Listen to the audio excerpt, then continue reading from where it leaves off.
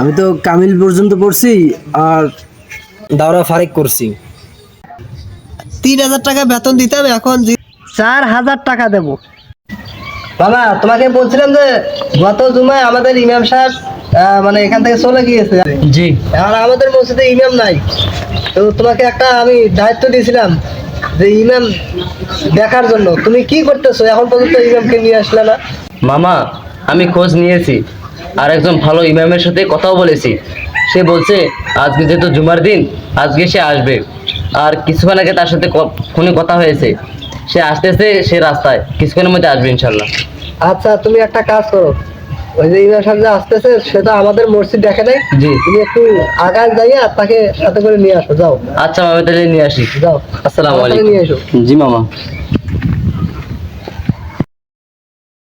হুজুর, আমাদের মসজিদের কমিটি, আমাদের মসজিদের সভাপতি, ক্যাশিয়ার, আলহামদুলিল্লাহ সকলের ব্যবহার, আচরণ খুব সুন্দর। আপনি এখানে থাকলে ভালোই থাকবেন। কারণ এখানকার মুসলিবিন্দু মানে এখন সব মানুষেরাই এত ভালো, আর মসজিদের পরিবেশও খুব সুন্দর। আপনি এখানে ভালোই থাকতে পারবেন। চলেন হুজুর যাই। আমার মামা সভাপতি, তিনি বসে আছে এখানে। আসসালামু আলাইকুম মামা, এই নিয়ে আসছি। আসসালামু আলাইকুম। রাহমাতুল্লাহি ওয়া বারাকাতুহু। ওয়ালাইকুম আসসালাম। ইমাম সাহেব নাকি? জি ও, আমাদের মসজিদের ইমাম হবে। জি জি। যখন দাঁড়ান। আচ্ছা, বসো। আচ্ছা ইমাম সাহেব, আপনার লেখাপড়া বিষয়ে কতটুকু আপনি এগিয়ে গেছেন, আমি এই বিষয়টা জানতে চাই। সভাপতি সাহেব, আমি তো কামিল পর্যন্ত পড়ছি আর দাওরা ফারিক করছি। আর দ্বিতীয়ত হচ্ছে যে আপনি যে আমাদের মসজিদের ইমাম হবেন, তো অবশ্যই আপনার কতগুলো কাজ আছে, সেই কাজগুলো আপনাকে যথাযথভাবে পালন করতে হবে। ঠিক আছে, আমি আপনাকে কাজগুলো বলতেছি, আপনি সেই কাজগুলো অবশ্যই পালন করবেন। প্রথমত আমাদের মসজিদের কাজ হচ্ছে যে আপনাকে 5 ওয়াক্ত আযান দিতে হবে, 5 ওয়াক্ত নামাজের, আর 5 ওয়াক্ত নামাজ পড়াইতে হবে। এবং সকালে হোক অথবা বিকালে হোক আপনাকে মানে মক্তব চালাইতে হবে আমাদের মসজিদে। আরো কিছু বাহ্যিক কাজ আছে, যেমন মসজিদ ঝাড়ু দিতে হবে, এবং আমাদের যে মসজিদের আশেপাশে যে টয়লেট বা প্রস্রাবখানা আছে, সেগুলো আপনার প্রতিদিন না, সপ্তাহে সপ্তাহে একদিন করে পরিষ্কার করবেন। এগুলো আছে আপনার কাজ। মামা, আপনি তো সব কাজে হুজুরকে বুঝাই দিলেন। যদি আপনি বলতেন যে হুজুরের হাদিয়া কত হবে, তাহলে ভালো হইতো। ইমাম সাহেব, আগে তো আমাদের মসজিদে 3,000 টাকা বেতন দিতাম, এখন যেহেতু দ্রব্যমূল্যের দাম বেড়েছে, তো সেক্ষেত্রে আরো 1,000 টাকা আমি বাড়ায় দেবো, 4,000 টাকা দেবো। আচ্ছা সভাপতি সাহেব, আপনি আমাকে যে সমস্ত দায়িত্ব দিলেন, আমি আপনার সব দায়িত্ব মেনে নিলাম। তবে আমার একটা শর্ত আছে। ইমাম সাহেব, কি শর্ত বলেন? সভাপতি সাহেব, আপনি তো আমাকে যে সমস্ত দায়িত্ব দিলেন, আমি আপনার দায়িত্বগুলো ঠিকভাবে পালন করার চেষ্টা করব। তবে আমার শর্ত হলো যে আপনি যে আমাকে প্রস্রাবখানা এবং টয়লেট পরিষ্কার করার যে দায়িত্ব দিলেন, এই দায়িত্বটা আপনি নেন, আপনাকে আমি 10,000 টাকা বেতন দিব। হ্যাঁ, সভাপতির মুখে মুখে তর্ক! এই বাবা, তুমি যে বললে ভালো ইমাম, তুমি কি ইমাম নিয়ে আসছো আমার মুখে মুখে তর্ক করে? মামা, হুজুর তো ঠিক কথাই বলেছে। হুজুর মানুষ, তেনার সম্মান আকাশ ছোঁয়া। তাকে যদি আপনি বলেন যে প্রসাবখানা পরিষ্কার করার জন্য, টয়লেট পরিষ্কার করার জন্য, তার সম্মানের সাথে কি ওই কাজটা যায়? এটা কখনো যায় না।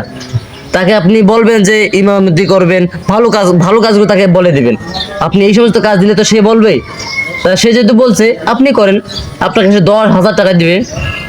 হ্যাঁ, তুমি ইমামের পক্ষ নিয়েছো যে আমি তাকে কাজ দিয়েছি, সে কাজ করবে না, আমি তাকে বেতন দেবো না?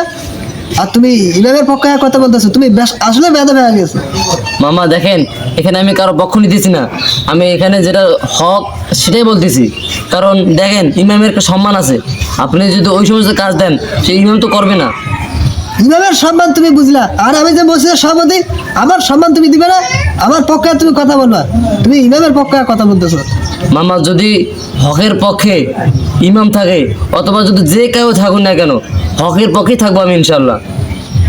হ্যাঁ বাবা, তুমি তো ইমামের পক্ষ নিয়েছো, ইমাম এখানে আমার বেতন হিসেবে বেতন দেবো আমি, সেই বেতনে চাকরি করবে, তার কাজ তাকে করতে করতে হবে না? প্রসাবখানা, টয়লেট এগুলো পরিষ্কার করা তার কাজ। তুমি ইমামের পক্ষে আমাকে চাকরি দিতে আসো? তুমি তো আসলেই বেতন হয়ে গিয়েছো। মামা আপনি দেখেন যে হুজুরের একটা সম্মান আছে, তাকে যদি আপনি এই সমস্ত কাজ দেন তার দ্বারা কিন্তু এটা করা সম্ভব না। কারণ এই সমস্ত কাজ করার জন্য সুইপার রয়েছে, আর আপনি তো হুজুরের সম্মানটাই বুঝলেন না, তাই এখানে কি হবে? তুই বেশি বুঝিস আমার থেকে না? তুই আমার মুখে মুখে তর্ক করতেছিস। আমার থেকে তোর বয়স কত কম তুমি জানো? আর আমার মুখে মুখে তর্ক করো। মামা হতে পারে আমার থেকে আপনার বয়স অনেক বেশি, কিন্তু এখানে দেখতে হবে হুজুরের একটা সম্মান আছে, তারা দ্বারা কি এই কাজ হয় বা তার সম্মানে তারা কি এই কাজটা যায়, এটা কখনো জানে মামা। ভাই আপনি চুপ করেন। সভাপতি সাহেব আমাকে 4,000 কেন, আমাকে 4 লক্ষ টাকা দিলেও এরকম মসজিদে আমি চাকরি করব না। আল্লাহ আমার রিজিকের ফয়সালা করবেন। আপনারা গল্প করুন, আমি যাই। আমি আপনাদের মসজিদে চাকরি করব না।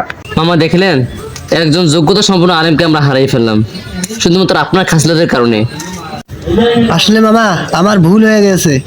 আসলে ইমামের যেখানে জায়গা, আমি সে জায়গায় তাকে দায়িত্ব না দিয়ে আমি আর এক জায়গায় দায়িত্ব দিয়েছি। আসলে আমার ভুল হয়ে গেছে, আমি এই জিনিসটা বুঝতে পারি নাই। আসলে যার যেখানে সম্মান পাওয়ার জায়গা তাকে সেই স্থানে রাখাই উচিত। এখন থেকে আমি আর এই কাজ করবো না। এখন থেকে যে কোনো ইমাম আমি নিযুক্ত করলে আমি তার যথার্থ স্থানে আমি তাকে জায়গা দেবো, সম্মান দেবো। বাবা আমার ভুল হয়ে গিয়েছে। এখন থেকে ইমাম আসলে আমি যথার্থ স্থানে তাকে রাখবো ইনশাল্লাহ। আপনি একটা দ্রুত ইমাম দেখেন, আজকে নামাজ পড়াইতে হবে বাবা। জি মামা ইনশাআল্লাহ, আমি যতদূর চেষ্টা করতে পারি দেখতেছি।